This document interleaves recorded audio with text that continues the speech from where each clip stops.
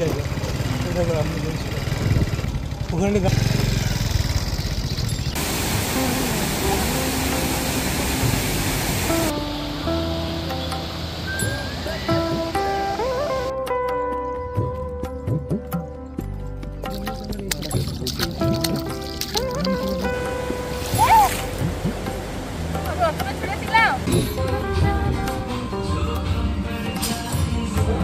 Everyone, good afternoon. কেমন আছো তোমরা সবাই? আশা করি সবাই খুব ভালো আছো। Welcome back to my channel. আমি স্মৃতি। আজকের ব্লগটা শুরু করছি লাঞ্চের পর থেকে। আগের দিনও তোমাদের সাথে আগের দিনে একটা ব্লগ শেয়ার করেছি। আমার ভাই এসেছে, তোমরা দেখেছো আগের ব্লগে। আর আজকে ভাইকে নিয়ে আমরা যাব সামনে একটু ঘুরতে। আমাদের এই শ্বশুরবাড়ির খুব সামনেই একটা ড্যাম আছে, রন্ডিয়ার ড্যাম। আর ওইখানে একটা বাজার আছে খুব ভালো, সেটাকে আমরা এখানে বলে মিনি মার্কেট, যেখানে এত মানে সবজির বাজার বসে আর খুব রিজনেবল প্রাইসে সমস্ত রকমের সবজি। মানে ওইটা মেনলি খাবারের মার্কেট, মানে সবজি থেকে শুরু করে নানা রকমের খাবার ওখানে পাওয়া যায়। তো আমি বিয়ের পর একবার গেছিলাম, কিন্তু খুব একটা ভালো করে ঘোরা হয়নি, অনেক রাতে গেছিলাম, তাই তোমাদেরকেও দেখানো হয়নি। আজকে ভাবছি ভাই, আমি আর রকি তিনজনে যাচ্ছি ওখানে, তো তোমাদেরকেও দেখাবো যে কিরকম এখানের রন্ডিয়ার ড্যাম বা কিরকম মিনি মার্কেট, সবজি কিরকম বসে, কি কি খাবার পাওয়া যায়। আশা করি তোমাদের দেখতে খুব ভালো লাগবে। দেখতে থাকো পুরো ভ্লগটা। চলো আমরা বেরোবো এবারে, আর তোমাদের সাথে সমস্ত কিছু শেয়ার করতে থাকবো। আমরা বেরিয়ে পড়েছি আর এখন আমার শ্বশুরবাড়ির গ্রামের ভেতর দিয়ে যাচ্ছি আমরা। আর এই গ্রামটা না ভীষণ সুন্দর, আর প্রত্যেকটা বাড়ির সামনে আমি দেখি অনেক বড় করে বাগান বা উঠোন আছে। আর প্রত্যেকেই বাড়ির উঠোনে কিছু না কিছু সবজি, ফুল গাছ খুব সুন্দর সুন্দর লাগিয়ে রেখেছে এখানে। আমি বিয়ের পর থেকে দেখছি যে বাঁকুড়াতে এখনও কিছুটা হলেও কিন্তু প্রাকৃতিক যে সৌন্দর্যটা সেটা বজায় আছে। চারিদিকে তোমরা রাস্তায় একটু বেরোলে এরকম সবুজ দেখতে পাবে, সবুজ গাছপালা, সবুজ মাঠ ঘাট সমস্ত কিছু। এখন আমরা যে গ্রামটা এসে পৌঁছালাম, এই গ্রামটাকে এখানে সবাই বলে মানা। এই জায়গাটায় এই আশেপাশের যত অঞ্চল আছে সমস্ত জায়গার মোটামুটি সবজি চাষ হয় এখানেই। এখানে সমস্ত টাটকা টাটকা ফসল চাষ হয় এবং এখান থেকে চারিদিকে সেগুলো মার্কেটে নিয়ে যাওয়া হয়, বিক্রি করা হয় সোনামুখীতে বা আমাদের যেখানে গ্রাম সেখানে। আর খুব কাছাকাছি গ্রামগুলো, কিন্তু নাম আলাদা আলাদা। যেমন আমাদের শ্বশুরবাড়ির গ্রাম থেকে এই জায়গাটা আসতে ওই 10 থেকে 15 মিনিট সময় লাগলো খুব জোর। এই মানাতে এখন হচ্ছে আলু চাষ। আলু চাষ বলতে আলুর চাষ হয়ে গেছে, এখন আলু তোলা হচ্ছে। তো জানো তো, এই সময় আমাদের বাড়ির যারা হেল্পার আছে না, মানে যারা পরিচারিকা, তারা কিন্তু এই সময় কেউই মোটামুটি কাজ করতে আসে না, কারণ সবাই চলে আসে এই মানাতে আলু তোলার জন্য। তারা প্রত্যেকে এখানে প্রত্যেক দিন প্রচুর আলু তোলে। এই যে দেখো এখানে কত আলু এরকম রাখা আছে। তো তারা সবাই এখানে আসে আলু তুলতে। আলু তোলার পরিবর্তে তারা কিছু টাকা পায়, আলুও পায় অনেক, প্লাস এক বেলার খাবারও পায়। তো সেই কারণে এই সময় কিন্তু ওরা কারো বাড়িতে কাজ করে না, ওরা সবাই চলে আসে এখানে আলু তুলতে, যেটা স্বাভাবিক। একটা জায়গায় এত কিছু যেখানে পাওয়া যাচ্ছে, তো এখানে আসাটাই স্বাভাবিক তাদের। দেখো সবাই যে আসছে, এরা প্রত্যেকে কিন্তু এখানে এসেছিল আলু তুলতে বিভিন্ন গ্রাম থেকে। আর এই মানা, এই জায়গাটায় কখনো জমি কিন্তু ফাঁকা থাকে না। এই যে আলু তোলা হচ্ছে, আলু তোলার সাথে সাথে কিন্তু সেই জমিটাকে আবার রেডি করে দেওয়া হচ্ছে বাদাম চাষের জন্য। এরপর এখানে বাদাম হবে।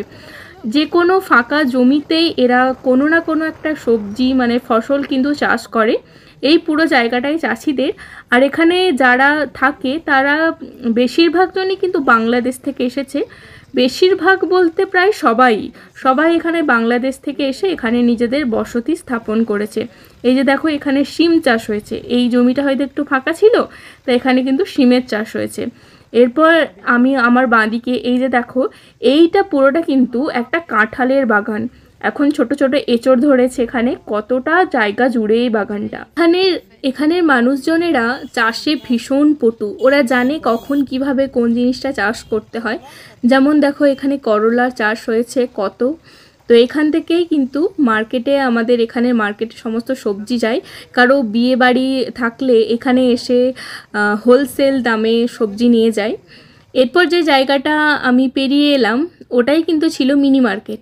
মিনি মার্কেট এখন ঢুকলাম না, ফেরার পথে ঢুকবো। এখন আমরা যাচ্ছি রন্ডিহাট ড্যাম। আমার 3 মাস হলো বিয়ে হয়েছে, অনেকবারই এই রন্ডিহাট ড্যামের নাম শুনেছি, কিন্তু একবারও আসার সুযোগ হয়নি। আজকে ভাই এসেছে, তাই ওকে আমরা ঘোরাতে নিয়ে এসেছি, সাথে আমাদেরও আসা হলো। তো ভীষণ সুন্দর এই ড্যামটা, তোমাদেরকে পুরোটা দেখাই, দাঁড়াও। সো আমরা চলে এসেছি রন্ডিহাট ড্যামে ঘুরে দেখার জন্য। তোমাদেরকে দেখাই এই চারপাশের যে বিউটিটা। বাও, দাঁড়াও দেখাই, আমি যেখানে উঠছি সেই জায়গাটা দেখো। আমার এই নিচ থেকে এখানটাতে একটু পানা জমে গেছে, পুরোটা জল। এই রন্ডিয়া হলো দামোদরের লাস্ট ড্যাম। এখানে মানে দামোদরের পুরো জলটাকে আটকে দেওয়া হয়। আর এই দিকটা একটা পিকনিক স্পট, এখানে অনেকেই পিকনিক করতে আসে। ওখানে দেখো দূরে নৌকা চলছে। চলো মেইন জায়গাটা দেখাই। এটাতে এসে তুমি বুঝতে পারছো এই জায়গাটা এই আশেপাশের লোকের কাছে খুব ভালো একটা পিকনিক স্পট। জায়গাটা ক্যামেরাতে যতটা না সুন্দর লাগছে, সামনে থেকে আরও অনেক বেশি সুন্দর ছিল।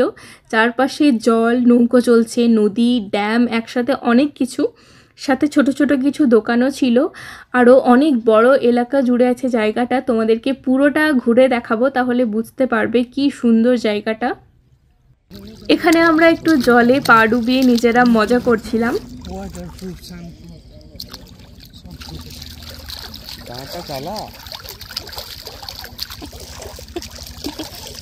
আমরা এখন বসে আছি ড্যামের জলে পা ডুবিয়ে, ভীষণ সুন্দর লাগছে। কেমন লাগবে? উদয়পুর টাইপ লাগবে না? মানে তুমি যেগুলো বলেছিলে থাকলো। এই যে দেখো আমাদের ভাই, আমরা এখন জলের পানা পরিষ্কার করছি বসে বসে।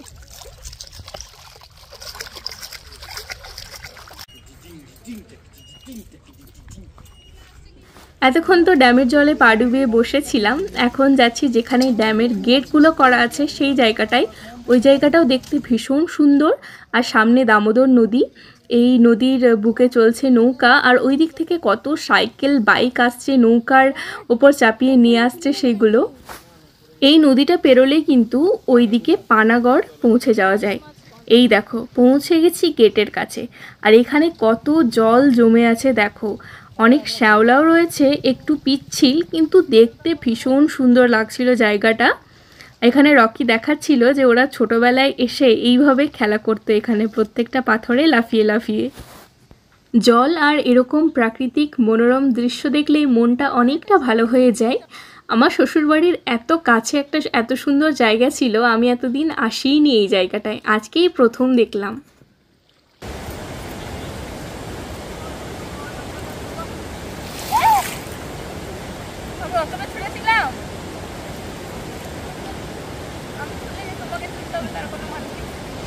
এখানে সামনেই একটা সিঁড়ি দিয়ে ওঠার জায়গা রয়েছে, ওই যে দেখো। আর ওপরে বেশ কয়েকটা ছোট ছোট দোকানও দেখতে পাচ্ছি। চলো দেখে আসি ওই দোকানগুলোতে কি বিক্রি হচ্ছে। আর এই ওপর থেকে নিচের দৃশ্যটা দেখতে আরও কত সুন্দর লাগছে দেখো। এই সময় সূর্যটা অস্ত যাবে, তাই আরও সুন্দর লাগছে। চলে এসেছি ওপরে, এখন দেখি এখানে কি কি দোকান আছে। এই দেখো এইখানে একটা দোকানে মাছ বিক্রি হচ্ছে, আবার মাছ ভাজাও বিক্রি হচ্ছে। একেবারে নদী থেকে তুলেই টাটকা মাছ এখানে কিন্তু ভাজা খেতে পারো। আমরা যে সামনে আছি বলে এসেছি তা নয়, এখান থেকে কিন্তু অনেক দূর দূর থেকেও লোক আসে এই ড্যামটা দেখার জন্য। এই দেখো এখানে ঝালমুড়ি আর চটপটি বিক্রি হচ্ছে, দেখেই তো আমার খুব লোভ লাগলো।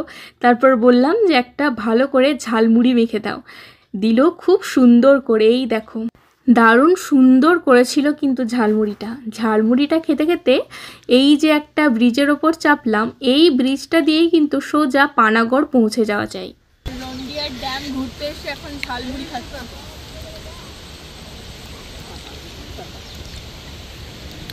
Here is the view.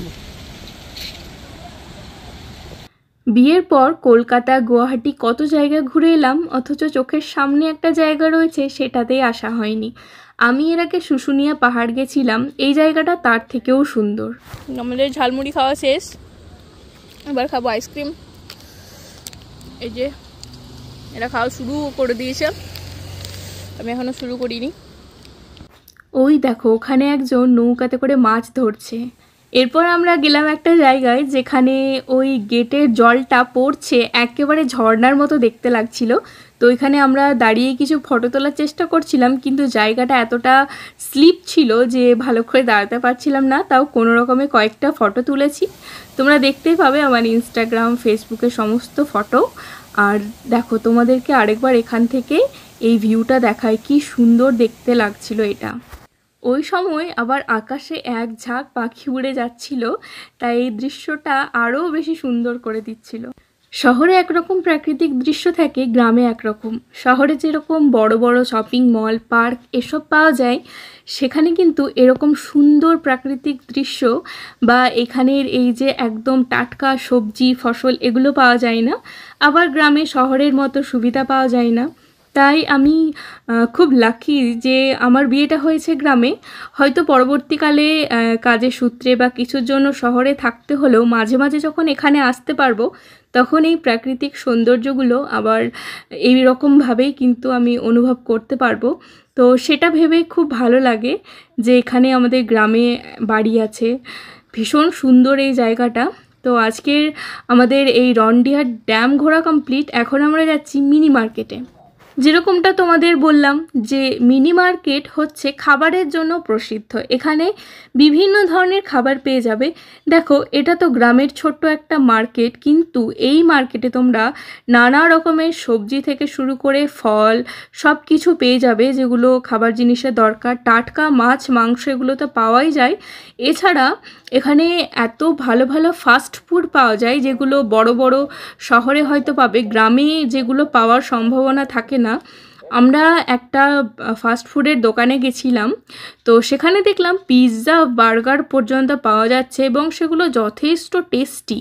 এই যেসব সবজি ফলগুলো দেখছো এগুলো কিন্তু সব এইখানেরই, মানে একদম মাঠ থেকে তোলা ফ্রেশ তারা এখানে বিক্রি করে। তো এই দেখো এই দোকানটার কথা বলছিলাম, টেস্টি ফাস্ট ফুড। এখানে গিয়ে দেখলাম লেখা আছে যে এখানে পিৎজা বার্গার পাস্তা সমস্ত কিছু পাওয়া যায়। এখানে আমরা খেয়েছিলাম একটা চিকেন কাবাব, যেটার দাম নিয়েছিল 50 টাকা। খেতে খুব খুব টেস্টি ছিল। প্রত্যেকটা খাবার এখানে খুব টেস্টি আর রিজনেবল প্রাইসে ছিল। এটার পর আমরা অর্ডার করেছিলাম চিকেন ললিপপ, যেগুলোর পার পিস দাম নিয়েছিল 25 টাকা করে মাত্র। তোমরা কিন্তু এখন কোথাও গেলে 25 টাকায় চিকেন ললিপপ পাবে না এরকম। এখানে খেতেও সুন্দর ছিল। আর তারপর নিয়েছিলাম একটা বার্গার, যেটা দাম নিয়েছিল 80 টাকা, কিন্তু খুব ভালো খেতে ছিল। বার্গারটা একদম ফ্রেশ ছিল। আর এই দেখো তারপর নিয়েছিলাম ছেঁড়া পরোটা বা পেটাই পরোটা আর চিকেন কষা, যেটা দাম নিয়েছিল মাত্র 50 টাকা প্লেট। আর এই চাউমিনটার দাম আমি ভুলে গেছি, পরে তোমাদেরকে মনে পড়লে বলবো। এটা ছিল এগ চিকেন চাউমিন। তোমরা আবার আমাদেরকে রাক্ষস ভেবো না, আমরা এত খাচ্ছি বলে। আমরা সব 1 প্লেট করে অর্ডার করেছিলাম আর 3 জন মিলে খেয়েছিলাম। তো আমাদের মানা, মিনি মার্কেট, রন্ডিহাট ড্যাম সমস্ত কিছু ঘোরা কমপ্লিট। এখন আবার 3 জনে মিলে বাড়ি ফিরছি।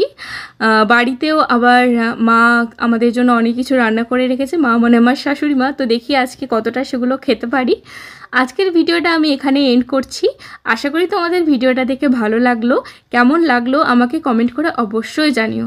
ভালো লেগে থাকলে একটা লাইক করে দিও, যারা নতুন প্লিজ আমার চ্যানেলটাকে সাবস্ক্রাইব করে দিও। দেখা হবে নেক্সট ব্লগে। আজকের মতো টাটা।